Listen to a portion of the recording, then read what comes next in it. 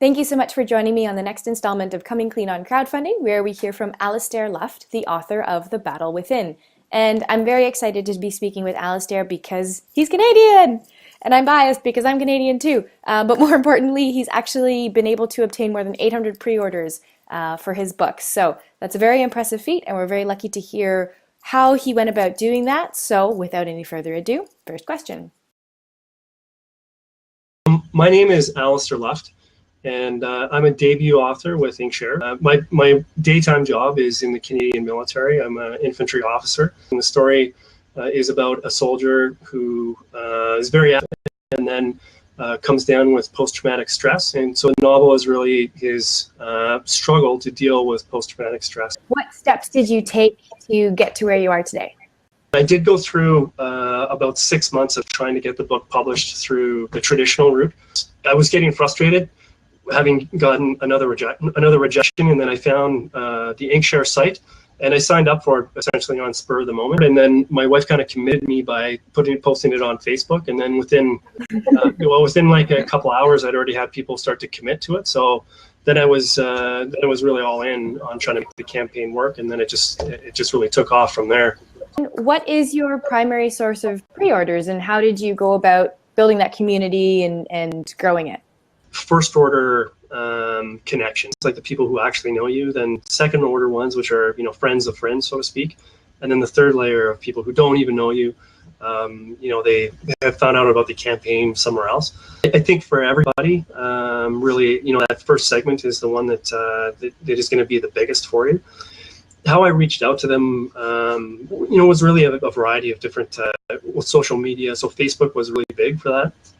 LinkedIn was another platform that was also good.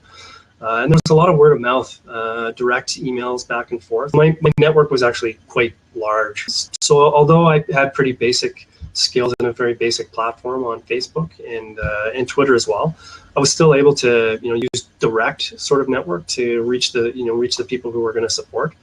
The topic of the book as post-traumatic stress is very topical, and it's very easy to, I think, identify with that topic of that book as a military person. The hook, so to speak, is right there. What was the greatest obstacle that you had to overcome? I'd honestly have to say that the biggest challenge for me was reaching out to people.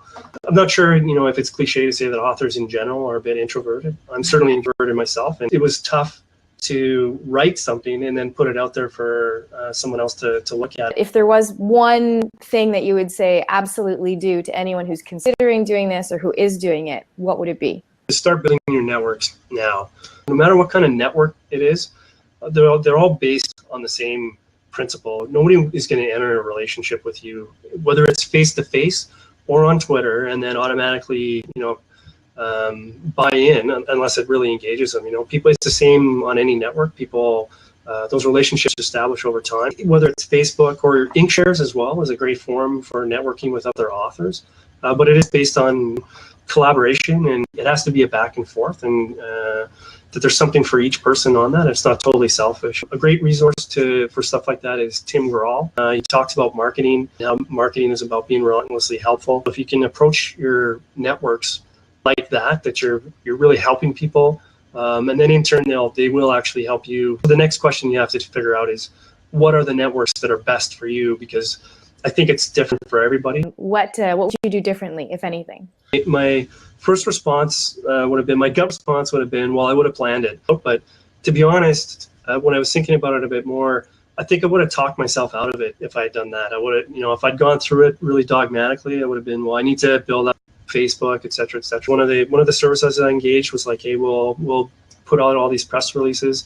But again, if you don't have a relationship with the paper that you're submitting the press release to, chances are they're not going to run it. You can get like on Fiverr, it's got like get 500 followers for $5 or whatever, but they're just, all they are bots. Like I didn't know that, but that was really money down the drain. The single biggest thing I would have done differently is engage more in the Inkshares community. Thank you so much for sharing that experience with us, Alastair. Hopefully for those of you who are watching, you found that to be as helpful and informative as I did. Please do send along your questions and comments. I look forward to them. And don't forget to subscribe, because we have lots of authors like Jason Pomerantz and Ferd Kratt who are willing to share their personal experiences with you so that you can know what worked for them when they were crowdfunding and what didn't work. so that we can all be better educated and all be more successful in our own campaigns. So stay tuned. Thank you for watching, and I look forward to your questions.